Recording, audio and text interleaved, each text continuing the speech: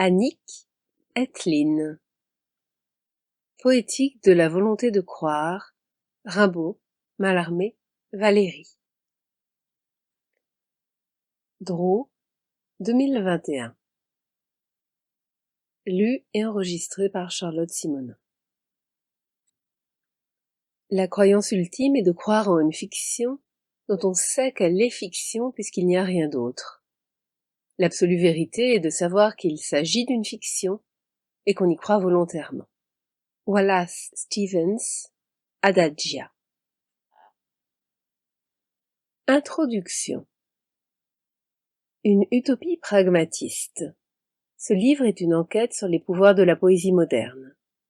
Plus précisément, sur les pouvoirs que lui confèrent trois poètes modernes, Arthur Rimbaud, Stéphane Mallarmé et Paul Valéry, dont les œuvres vont nous permettre de couvrir une période allant de la Commune de Paris à la Seconde Guerre mondiale. À partir de ce corpus, limité mais représentatif, constitué de trois auteurs que leur postérité a fermement installés dans le canon moderne, et qui témoignent tout particulièrement de ses ambivalences, voire de sa négativité. Je souhaitais, dans un premier temps, réfléchir à la notion de valeur en poésie. Je voulais, si possible, lui faire un sort en m'appuyant sur les travaux des philosophes pragmatistes, tandis qu'il ne me semblait pas, ou du moins plus suffisant, au terme d'une longue période de perte de prestige, de défendre la valeur intrinsèque du langage poétique, et a fortiori des œuvres poétiques. Je n'étais cependant pas prête à me fier à des justifications extrinsèques, relevant par exemple d'une approche strictement sociologique. Ma recherche d'un compromis m'a conduite vers l'étude des croyances littéraires, un domaine encore très peu arpenté, que me signalaient néanmoins les travaux de Daniel Oster, lui-même lecteur assidu de Mallarmé et de Valéry. Pour penser la valeur poétique, je décidai d'imaginer, et ce serait mon hypothèse de travail, son émergence, non dans la composition seule de l'œuvre, mais dans son adresse et sa réception. En d'autres termes, dans l'interaction entre un objet poétique et des sujets, disposés à s'en emparer pour le laisser agir, peut-être désireux de croire en sa puissance d'action. La multiplication des discours de crise au sein des études littéraires depuis une dizaine d'années a sans doute contribué à orienter mes travaux. Il me paraissait désormais d'autant plus important de soulever la question délicate de la valeur des textes poétiques, sans la prendre pour acquise, mais en considérant au contraire que la valeur peut être construite par l'élaboration de métadiscours à la fois critiques et poétiques. Cela supposait de réfléchir au pouvoir de la poésie, c'est-à-dire aux rapports, aux relations, aux expériences, aux actions individuelles ou collectives dont nous la tenons pour responsable. Il s'agissait d'envisager sa puissance, au sens propre, c'est-à-dire sa capacité à nous projeter dans des espaces virtuels, à nous faire assumer des gestes de nature fiduciaire. J'étais convaincu, par ailleurs, que toutes ces formes d'engagement devaient reposer sur des formes d'envoûtement. Le titre de cette introduction porte les traces de l'investissement à certains égards politique, autant que philosophique, qui motivait ma recherche à ses débuts. Le livre qui en est issu propose de caractériser les effets, et plus spécifiquement les effets d'adhésion, que sollicite la poésie moderne. Il le fait en s'appuyant sur trois de ses poètes les plus charismatiques, tout en sachant que d'autres, qui auraient pu contribuer à cette enquête, en ont été exclus pour de mauvaises raisons. Il pourrait ainsi intervenir dans d'éventuels prolongements. On verra ici que la modernité poétique peut être associée à une étrange manière de croire qui défie nos habitudes et peut-être notre raison. Elle rejoint par là les hypothèses formulées et défendues par la philosophie pragmatiste, à la même époque et de façon parallèle. Avant d'aller plus loin, et pour commencer à penser non tant sur, mais avec les poètes modernes, prenons quelques instants pour nous projeter vers une scène du passé. Il s'agit de consentir pour commencer à un effort d'imagination. La scène implique l'un des trois auteurs étudiés ici. Elle nous permettra de voir plus concrètement ce qui a pu arrêter l'attention des poètes en matière de croyance. Laissons-nous ainsi porter vers l'image de Stéphane Mallarmé au théâtre. Seul, puisqu'il ne s'y rend jamais qu'accompagné de son idée, enfoncé dans un fauteuil de velours, le poète esquisse sous sa moustache un demi-sourire. Il ne semble pas dupe du spectacle qu'il regarde et se révélera plutôt prompt à le critiquer, un peu plus tard, dans les chroniques qu'il destine à la Revue indépendante. Cependant, pour l'heure, il est là, il s'est déplacé malgré les fautes de goût, qu'il repère avec complaisance, n'hésitant guère à souligner la médiocrité des pièces auxquelles il assiste. C'est que Mallarmé considère sans doute que ses excursions au théâtre lui procurent des occasions privilégiées de réfléchir. Mais à quoi? Dans la série des 9 chroniques qu'il consacre aux arts de la scène, en 1886-1887, pour répondre à l'appel d'Édouard Dujardin, Mallarmé médite sur la manière dont le public réagit aux invitations que lui adressent les œuvres de fiction. Il y observe la façon dont les spectateurs et les spectatrices, s'ils en éprouvent l'envie, se donnent le droit ou le plaisir d'adhérer à la représentation, de se projeter dans l'intrigue ou de s'identifier au personnage. Or, au théâtre, Mallarmé songe au fond beaucoup moins à l'art dramatique qu'à la poésie. Comme on le verra, celle-ci lui apparaît comme une forme très particulière d'utopie qui peut activer la volonté de croire du poète d'abord, puis celle de ses lectrices et de ses lecteurs à venir. Au théâtre, ainsi, Mallarmé découvre que les meilleurs spectacles ne sont pas ceux auxquels on croit, mais ceux auxquels on décide de croire.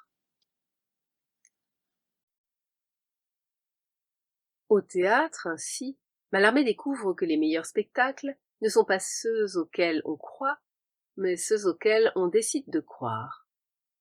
Le 1er mars 1887, il consacre par exemple une chronique à la pièce d'Alexandre Dumas fils, Francillon, dont il interroge la valeur morale. La fiction permet-elle de faire admettre des principes? Sert-elle à prouver des thèses dont la portée pourrait être générale, peut-être même universelle? Possède-t-elle, en d'autres termes, un sens philosophique? Pour répondre, Mallarmé procède en 2 temps. D'abord, il ne voit pas d'inconvénient à ce qu'un dramaturge, l'auteur d'une pièce de mœurs, utilise le théâtre afin de soutenir un propos et de le faire passer pour vérité. Pourtant, le poète ne cherche pas à dissimuler l'illusionnisme qui sous-tend la représentation, puisqu'il voit en celle-ci comme qui dirait un tour ou une jonglerie. Tout l'art est là, consiste à manipuler l'opinion du public. À feindre l'avis de l'auteur, prouver par un fait demeuré hypothétique, le plus de temps que la disposition des spectateurs le permet pour suggérer cependant à l'esprit des conclusions qui seraient exactes, en supposant que le fait sur quoi tout repose fût vrai. Il reconnaît donc au spectacle se référant à la loi de fiction, la capacité de créer de beaux ou salutaires sentiments avec rien dans la main, leur gagnant le temps de prendre possession de vous ou de nous, c'est-à-dire de spectatrices et de spectateurs, peut-être complices ou simplement crédules, dont le théâtre se joue. Mais il ajoute ensuite une condition et restreint in extremis l'empire que les arts sont autorisés à exercer sur leur public. Mallarmé admet que la fiction puisse imposer sa vérité le temps d'une représentation, mais pas plus, et seulement si l'auteur, transformé pour l'occasion en un illusionniste, consent à rappeler son auditoire à la réalité, tout juste avant que celui-ci ne quitte la salle. Il attirera son attention sur la dimension fictive du spectacle, de sorte que ce néant ne s'avère pas avec prestesse dissimulé à l'instant final. Cela n'empêche pas le poète d'affirmer pour finir que les ressorts tout particuliers de la comédie, à propos de morale, valent pourtant bien quelque chose, mais seulement si le public peut les envisager dans leur pluralité, une vérité ne jaillissant que de l'accumulation de plusieurs thèses, défendues par plusieurs spectacles, au gré, donc, d'expériences esthétiques multiples auxquelles se livrent les spectatrices et les spectateurs, qui, d'une certaine manière, gardent la main. Pour les mêmes raisons, Mallarmé célèbre dans ses chroniques le vieux mélodrame, dont la fiction ne s'obscurcit jamais d'ignorance. Elle s'y dévoile, le spectacle rompant ponctuellement les effets d'adhésion qu'il met en place. Le public est amené à sortir régulièrement de la fiction, dans laquelle il est aussi invité à entrer. Et ces va-et-vient font précisément l'intérêt de son expérience. Plus tard, réagissant à la première réception des œuvres de Richard Wagner en France, Mallarmé considère celles-ci comme supérieures au spectacle dramatique de l'époque, parce qu'elles parviennent, selon lui, à combler les attentes des spectateurs et spectatrices modernes, experts à se servir des arts. Ils attendent que chaque les entraîne jusqu'où éclate une puissance d'illusion, puis consentent. Ils demandent ainsi que le spectacle les convainque, et qu'ils puissent choisir en connaissance de cause s'ils veulent s'y fier. Quand le théâtre de l'époque a tendance à leur forcer la main, négligeant de les séduire, c'est à leur volonté de croire que l'opéra de Wagner s'adresse. En observant celui-ci, Mallarmé y cerne le désir de la foule, voulant, selon la suggestion des arts, être maîtresse de sa créance. Ce souci du public et de son libre arbitre, le soin qu'il met, imaginant la valeur émancipatrice de la poésie, à s'assurer que chacun puisse en concevoir la réception à sa manière, relativement à soi-même, Mallarmé les tient peut-être de son époque, qui est aussi celle de l'émergence de la pensée pragmatiste. Sans postuler de véritables rapports d'influence, mais en cherchant à appréhender des points de jonction, certaines affinités entre la poésie moderne et le pragmatisme, en particulier chez William James et John Dewey, ce livre permettra de souligner des coïncidences, une communauté d'esprit, qui peut s'expliquer par des contextes partagés, une même expérience à la fois émerveillée et inquiète de la modernité et des chocs qu'elle induit, un espoir similaire aussi, fondé sur des disciplines qui promettent de renverser les logiques individualisantes, à l'œuvre dans nos sociétés modernes, en pariant, paradoxalement, sur la portée politique de la pensée subjective. Quelques années après avoir confié ses propos sur le théâtre à la revue indépendante, Mallarmé se rend en Angleterre pour y prononcer une conférence sur la musique et les lettres, dans laquelle il défend notre droit à projeter, à quelque élévation défendue et de foudre, le conscient manque chez nous de ce qui là-haut éclate. Il postule ainsi notre légitimité à inventer des fictions puissantes qui emportent l'adhésion. Tout juste 2 ans plus tard, de l'autre côté de l'Atlantique, James présente à Yale un discours intitulé « La volonté de croire ». Mallarmé et James ne se connaissent pas. Ils ne se lisent pas, mais ils viennent tous deux d'une même époque que nous n'avons pas encore fini de redécouvrir.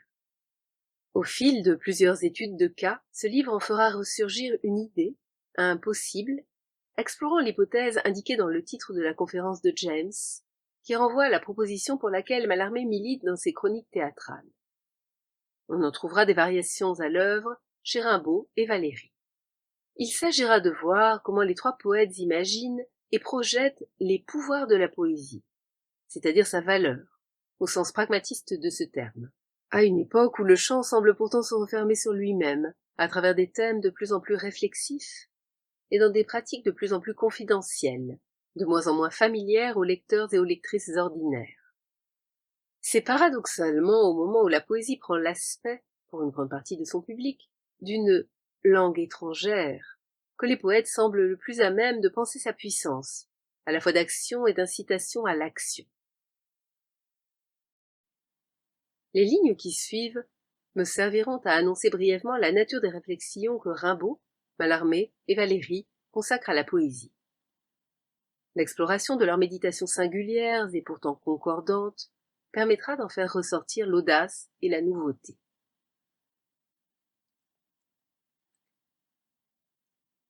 Que la fraîcheur et l'originalité de leurs pensées soient encore perceptibles par les lecteurs et les lectrices d'aujourd'hui, c'est le pari que j'aimerais faire ici. Dans une première partie, je présenterai d'abord les bases de ma recherche, sous la forme d'une esquisse théorique, cherchant à croiser plusieurs pistes qui ont trait aussi bien à un contexte artistique et culturel, à des renouvellements sociopolitiques, qu'à l'émergence d'une école de pensée. Puis, dans un ordre chronologique, de Rimbaud à Valéry, je me pencherai dans les 3 parties suivantes sur le sens des œuvres. leur contextualisation ou leur réception. Je présenterai ainsi 3 études de cas. Elles pourront éventuellement se lire séparément les unes des autres, comme autant d'enquêtes autonomes menées à partir de différents paradoxes, ou plus largement de problèmes, présentés le plus souvent par les textes eux-mêmes et parfois par les lectures dont ils ont fait l'objet, qui leur confèrent une certaine place dans l'histoire littéraire et le canon. La première partie, après avoir donné à la réflexion ses contours théoriques, dresse le portrait d'une époque, celle d'un retour sur soi de la poésie. À partir de celle-ci, mais aussi pour mieux l'appréhender, j'ébaucherai dans ces premières pages une théorie de la valeur littéraire, inspirée d'un certain nombre de travaux récents, qui serviront de socle à ma recherche en contribuant à éclairer la manière dont les poètes modernes ont conçu et assumé des pouvoirs strictement poétiques. J'aborderai pour ma part la notion de valeur en m'appuyant sur les écrits des philosophes pragmatistes, qui paraissent dès la fin du XIXe siècle, et en l'associant étroitement à une pensée du crédit. L'idée de poésie qu'ont forgée les poètes à l'ère moderne m'apparaîtra ainsi comme imprégnée de croyances, se nourrissant de désirs, d'ambition, de volonté. Elle appartient à une époque où le crédit joue un rôle central, bien que souvent négligé par les critiques et les historiens. En effet, la deuxième moitié du XIXe siècle voit émerger une pratique renouvelée et de plus en plus populaire de l'illusionnisme, une série de théories économiques originales. Elle met à l'honneur la notion de fiducie et octroie aux formes et aux techniques de l'illusion un rayonnement culturel inédit. J'entreprendrai ainsi dans cette première partie de situer les enquêtes qui suivront dans un cadre théorique, dans un contexte historique, puis dans une réflexion de nature méthodologique qui ressurgira plus tard à intervalles réguliers. Suivent 3 études, présentées à chaque fois à travers 2 chapitres. Pour discuter la poésie de Rimbaud, je proposerai d'en considérer la magie, puis l'illusion. Magie et illusion auxquelles j'attribuerai une portée politique. Dans un premier temps, je me concentrerai sur la réception de l'œuvre, laquelle a donné lieu, comme on le sait, à de nombreux mythes. Ils ont été répertoriés dès le début des années 1950 dans la Somme bibliographique d'Étiamble. Le poète de Charleville est l'un des seuls auteurs français à avoir été considéré sous l'angle d'une mythographie, à laquelle il n'est pas encore temps de renoncer. La critique, même récente, s'autorise encore parfois, avant de se pencher sur l'œuvre, une incursion dans la vie de son auteur. Parmi les nombreux récits et portraits qu'elle fait alors circuler, j'évoquerai en particulier la figure d'un poète mystique, capable, à partir des mots, de forger des féeries ou des illuminations pour changer la vie. Mais la légende octoriale affecte aussi le statut de la parole poétique, qui devient alchimie verbale. Les lecteurs et les lectrices de Rimbaud ont longtemps attribué à sa poésie une dimension mystique, des pouvoirs magiques. J'entreprendrai d'inventorier la manière dont ils ont repéré, imaginé, puis commenté la magie de Rimbaud, l'associant à de grandes figures de l'occultisme, et plus tard forgeant autour du thème une métaphore opérante qui leur permettait de rendre compte de sa puissance de séduction. À travers l'observation des pratiques magiques telles que Rimbaud les représente, en particulier dans Une saison en enfer, 1873, je proposerai surtout d'en considérer les effets et l'efficacité, en rappelant que plusieurs critiques les ont déjà envisagés, témoignant du tournant pragmatiste de leur discipline. Mais, par la suite, je suggérerai de comparer le poète aux semelles de vent à un prestidigitateur, plutôt qu'à un occultiste, en évoquant en particulier la figure de Jean-Eugène Robert Houdin, dont les performances les plus célèbres sont contemporaines des premiers textes poétiques de Rimbaud. À partir de l'œuvre de celui-ci, j'observerai l'influence des techniques d'illusion, récemment développées dans divers domaines de la vie moderne, sur une vision de la poésie en train de se redéfinir. La seconde moitié du XIXe siècle est en effet la grande ère des artefacts et des performances, de l'enchantement, dont on commence à découvrir les pouvoirs au cœur de la culture populaire. Le spectacle moderne éveille ainsi le public à une nouvelle manière de croire, plus souple que la nôtre, qui n'exclut pas les contradictions, admettant une certaine porosité entre la réception critique et l'accueil empathique. On verra que l'œuvre de Rimbaud, au moyen de dispositifs, engage à son tour une foi paradoxale.